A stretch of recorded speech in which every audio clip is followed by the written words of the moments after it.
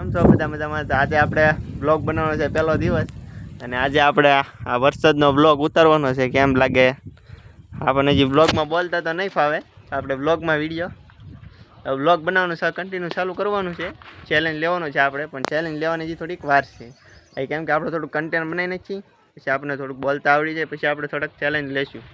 તો જુઓ કેમ લાગે છે. આ વરસાદ આવી જશે આપણે તો કોમેન્ટમાં કહેજો. કેમ કે જે આપણને બોલતા પણ સરખું ફાવતું નથી. તો હાલો બ્લોગમાં કન્ટિન્યુ બના રહેજો.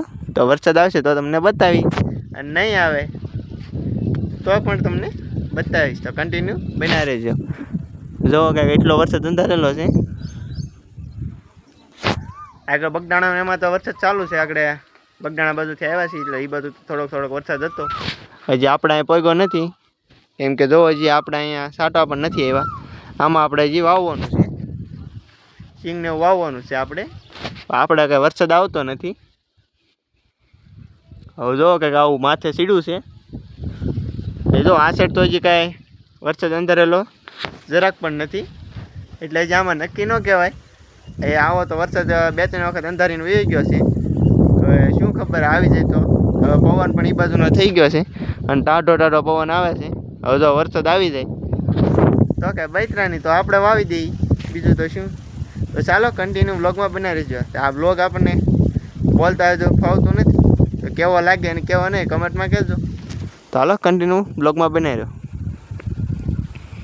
વરસાદ આવી ગયો છે. આપણે જો કે એટલો વરસાદ ચાલુ થઈ ગયો છે. ચાલો આપણે એમાં વરસાદમાં નાહવા જઈએ. જો આપણે માનવભાઈ અને આરુષિબેન ને બધા નાહે છે. ચાલો આપણે વરસાદમાં હવે નાહવા જઈએ. જો પવન થોડોક વધારે છે. આજે એવું લાગે તો છે વાવણી થઈ જવાની છે.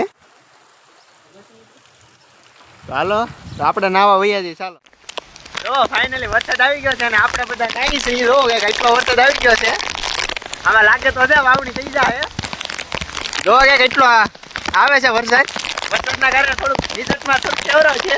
તો આપણો ભાઈ નાહી છે વરસાદમાં, એ પણ કહે છે સબસ્ક્રાઇબ કરો મને. એની પાસે આઈડી છે ભદ્રેશ કરીને, ભદ્રેશ નામ બન્યા કરે. જો ફૂલ વરસાદ છે.